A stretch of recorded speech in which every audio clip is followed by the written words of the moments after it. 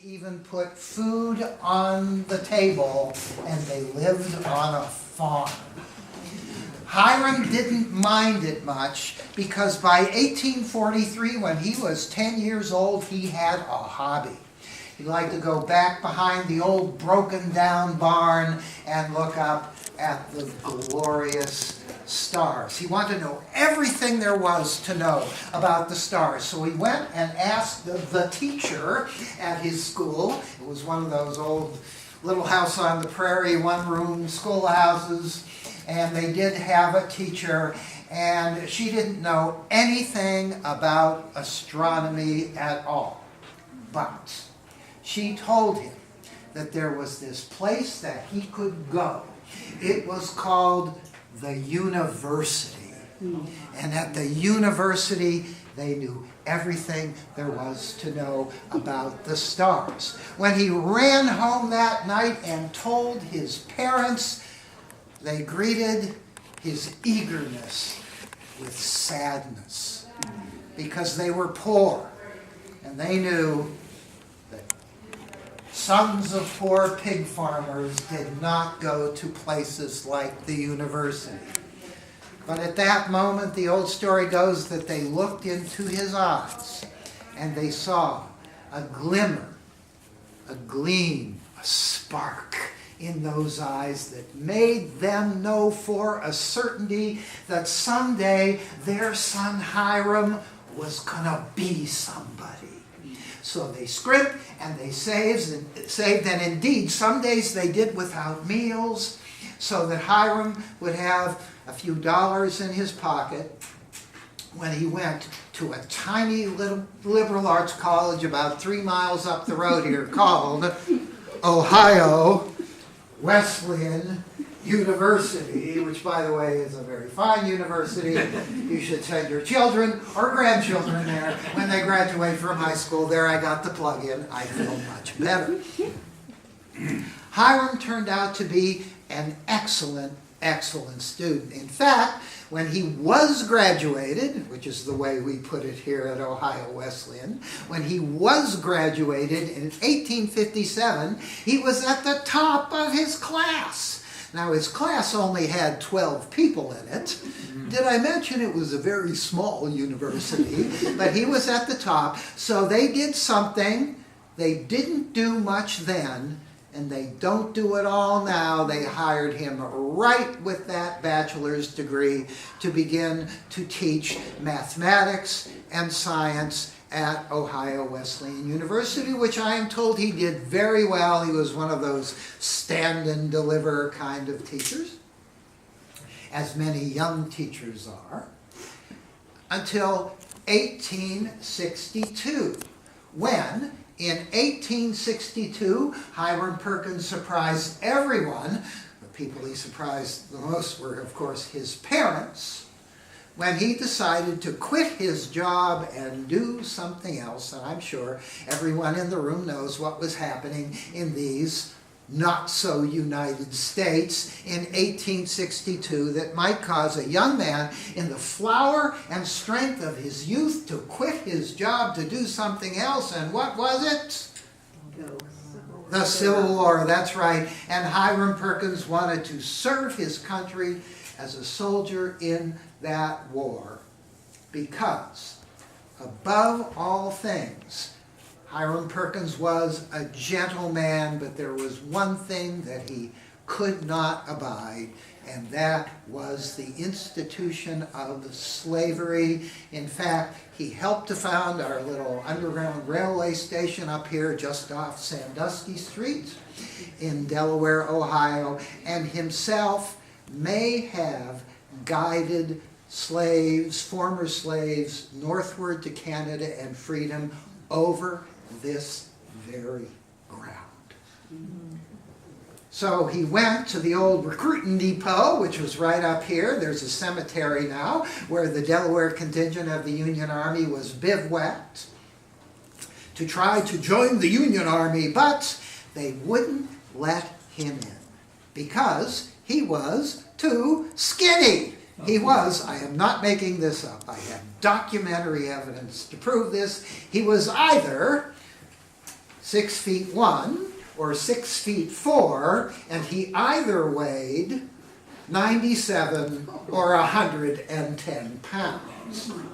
He was, in other words, a stick. His students compared him to a praying mantis. They were afraid he would get in the tent before the battle and die from exposure. So, Hiram Perkins, with some sadness, decided that he would serve his country anyway, in what way he could. So he took a leave of absence from being a teacher at Ohio Wesleyan, went back to his family farm, which had now moved from Zanesville, Ohio to Marietta, Ohio, the first farm having gone bankrupt, and raised pigs for his country. What? Well, yeah, I know, you can't ride a pig into battle, but I bet if you were one of the 250,000 soldiers in General George McClellan's Army of the Potomac, and you got a hold of a pig, I bet you could figure out what to do with it, right? What? Eat it, that's right. Now, in those days, they converted pork, pig meat, into salt pork, a rather vile-tasting version of the meat. In this case, the story goes that the meat was so hard and so dense that they did not give them knives to cut the meat, they gave them saws. But Hiram Perkins was an excellent teacher. He was an even better hog farmer, and he sent barrel after barrel of salt pork to the Union Army, and in fact, toward the end of the war, was one of only 3 farmers in the northern states to be given special permission to send salt pork to the south to help with the privation there. Such was the man he was. So that, by the end of the war, Hiram Perkins had served his country, and oh yes, by the way, he was rich beyond the dreams of avarice. Certainly rich beyond the dreams of the son of poor pig farmers. He had $83,000 in the bank, which was a lot of money in 1865. And so he had a choice to make. He could either buy himself a big house and live the life of a gentleman farmer for the rest of his life, or he could go back to his low-paying job teaching math and science at Ohio Wesleyan University. By the way, any teachers in the crowd? Only teachers will appreciate his salary at the time. He was making the princely sum of $400 a year, which was considered a low salary even in those days. So, can you guess which one he did? Of course, he went back to teaching. For one thing, Hiram Perkins believed that teaching was the most important thing a human being could do in life. A sentiment we happen to share here at Ohio Wesleyan and Perkins Observatory. But he had another reason, which people made a big deal of at the time, but it's really a very simple reason. Hiram Perkins felt guilty. He had seen the photographs of the battlefields after the battle. He had seen the bodies strewn so densely that you could walk across a battlefield and not touch the ground. And he swore that he would not profit from the death and suffering of others. So the money went into the bank and into investments. Hiram Perkins never spent a single penny of the hog money, as we have lovingly come to call it, as he went back to a long career teaching now mostly mathematics and astronomy at Ohio Wesleyan University. And 42 years pass. It's now 1907, and now time for old Hiram Perkins to retire. And the old story goes that he went to commencement, as we like to call it, to see his last student go off into the world, went home, sat down at his rickety old writing desk, wearing his suit. He had a suit, an old frock coat. He bought a new suit every 10 years, whether he needed one or not. They say of the suit that he wore that you could walk up behind him, pat the tails of his old coat, and a great cloud of chalk dust would rise up around him. And in the image of him teaching, you'll see in the hall, you can see that it is encrusted with chalk dust. That suit, that last suit that he taught in, actually had patches sewn on one elbow and one knee, sewn lovingly by his long-suffering wife. Obviously, Hiram Perkins was saving every penny that he could because he had a plan in mind. And so he reached down from that rickety old writing desk, picked up a yellowed piece of paper, hit himself on the top of the head like this and said, "Oh my goodness, I have a lot of money in the bank." The 83,000 had expanded to almost $250,000.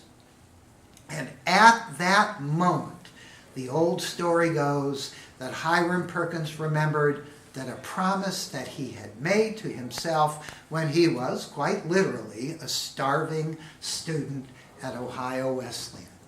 That if he ever had a few dollars, he'd build a little or buy a little telescope so that the students at Ohio Wesleyan would have something they could use to look up at the stars.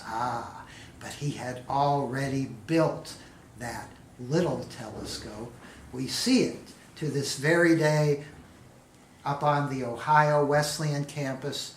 It is called, in honor of that goal, the Student Observatory. But now Hiram had, for a guy who took his lunch to work every day in a burlap sack and used the same burlap sack over and over again because he didn't want to waste another sack. To a parsimonious old coot as he was, with a plan in his head, that was not $250,000.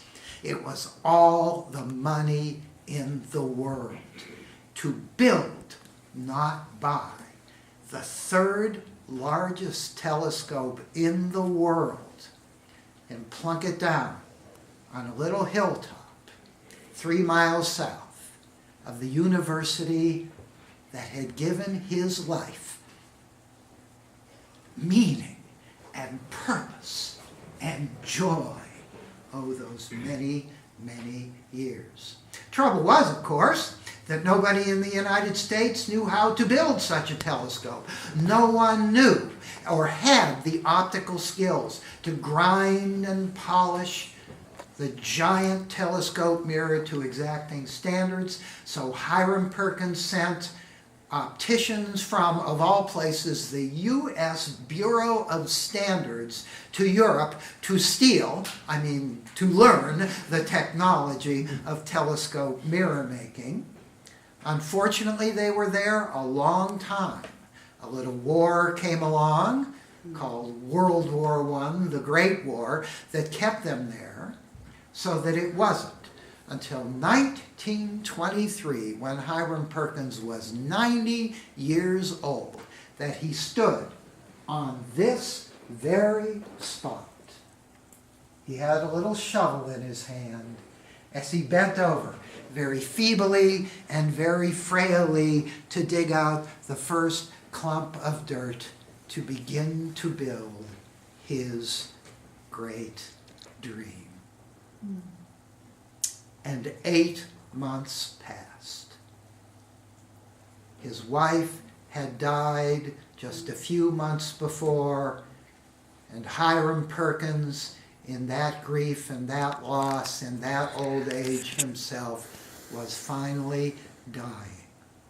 He lay in his bed. He could barely lift his arm. He spoke only in a thin and raspy voice. But in that voice, you could barely hear. To anyone who came close enough to hear, he expressed his last wish to just once look through that telescope that, if truth be told, he had dreamed his whole life since he was that 10-year-old kid behind the barn of building. Trouble was, he couldn't get up on his own, so his friends, all except for his sister Carolyn, had expired before him in his family, so his friends picked him up by the arms and the legs, and they carried him out to a little horse and buggy, and they bumped and jolted their way down a tiny little 1.5 lane dirt and gravel road that we now call Route 23, the old Columbus Pike. And when they got to the bottom of the hill here, they discovered that the construction road from down there to up here was much too rutted and bumpy for Hiram Perkins to take the last few steps in his long, long journey of life. So his friends picked him up by the arms, and they propped him up by the side of the road, and in the distance he saw the half-completed silver dome gleaming in the noonday sun. It was all he ever saw of the place. They took him back home, put him in his bed, facing a window, so that at night he could see the stars, and there he lingered for 2 solid months, getting weaker and weaker until one fine night, just after midnight, with the stars shining in the sky, Hiram Perkins, as he would have put it, went to his reward. Hiram Perkins died. You think that's a sad story? It is not. I dream for you and for your children and their children what Hiram Perkins found. That one true thing to do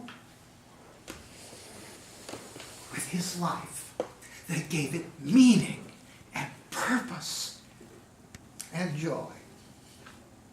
He lived a long and happy life.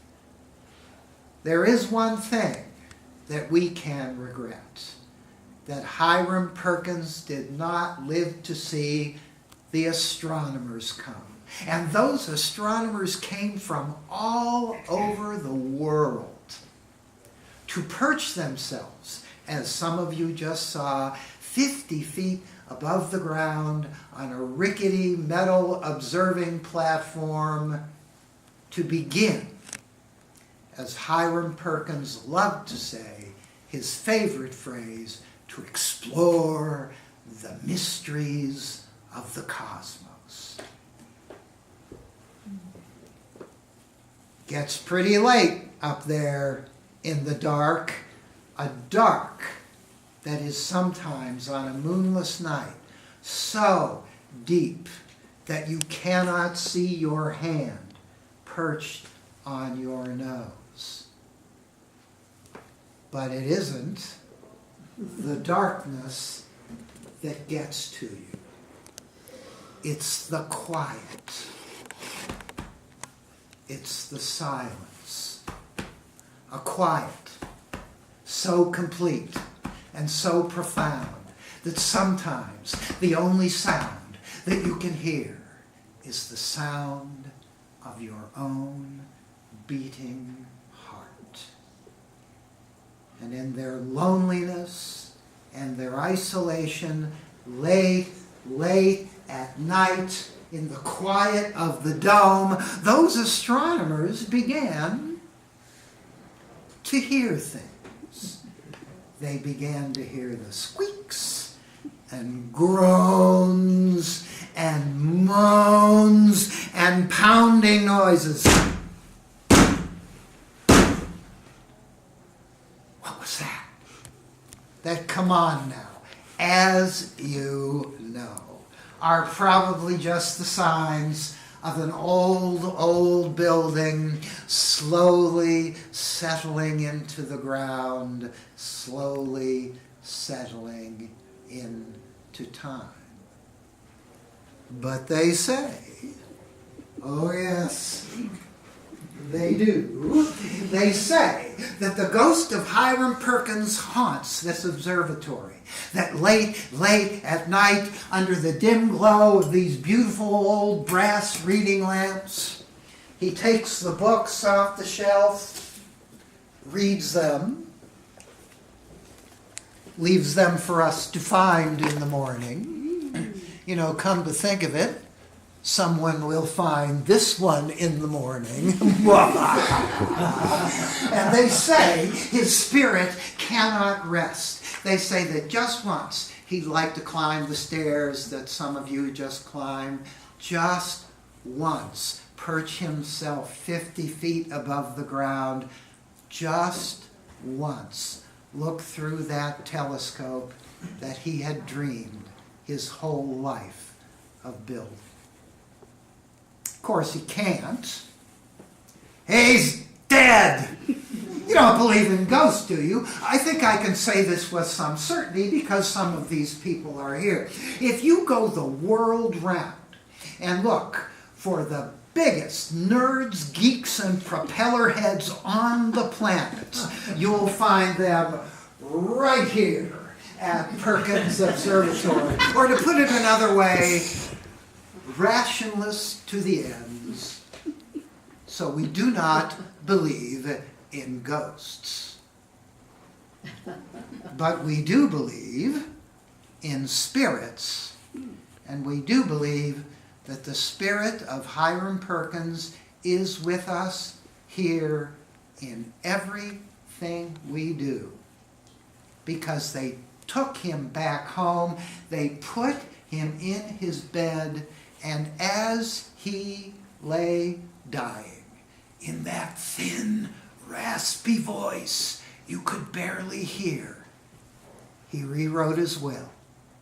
He left a few dollars to his sister Carolyn. She eventually saved that money and left it to Perkins Observatory. The rest Hiram left as an endowment to Perkins Observatory to help keep the place open over the years. Such was his commitment to the place. He only asked two things of us. One was to leave his old family Bible here at the observatory for you to see and be inspired by. It is open to his favorite passage, the one that he asked us to inscribe above the doorway of Perkins Observatory. We put his name there instead. But the passage, Psalm 19, verses 1 and 2. Any biblical scholars in the crowd?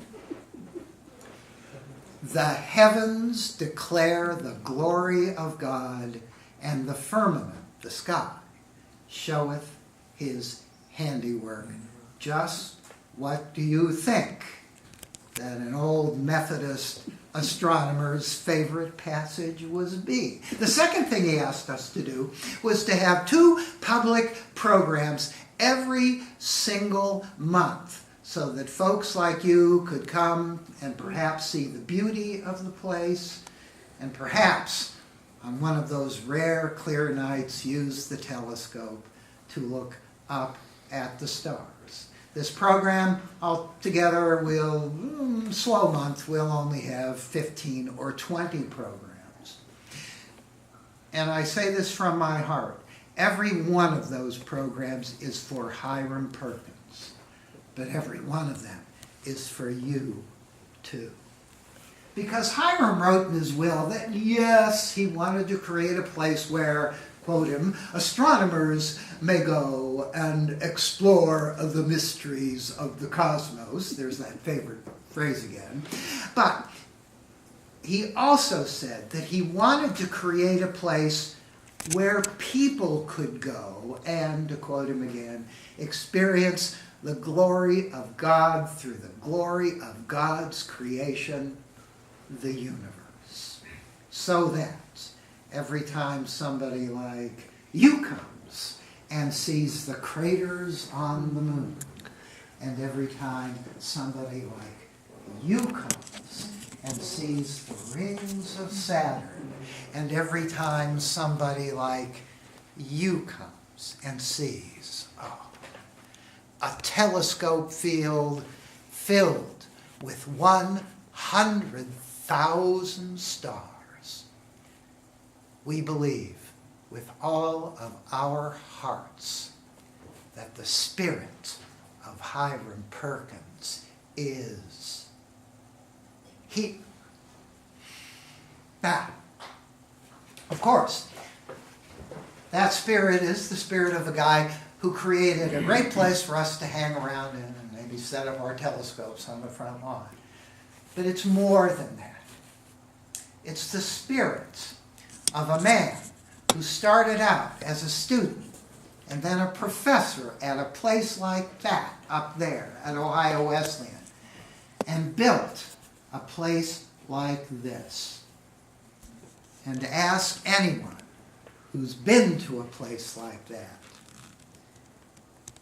or lived at a place like this, and they will tell you that if your heart is pure and your attitude is right, it's just a short hop from a place like that or a place like this, ad astra, upward to the stars.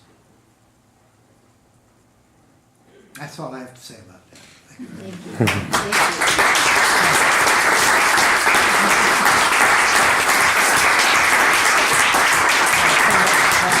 I know now why they call them frock coats.